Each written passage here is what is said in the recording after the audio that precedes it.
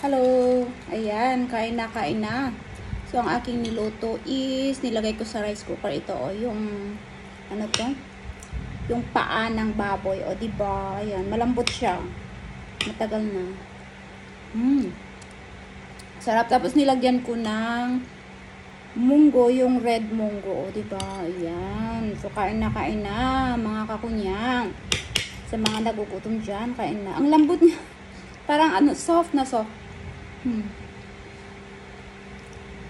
Kasi nilagay ko sa rice cooker mga 2 hours siguro habang naglilinis ako.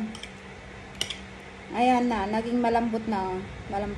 Natatanggal na dito sa sa buto-buto. Sarap niya. Sarap. Nasa siya.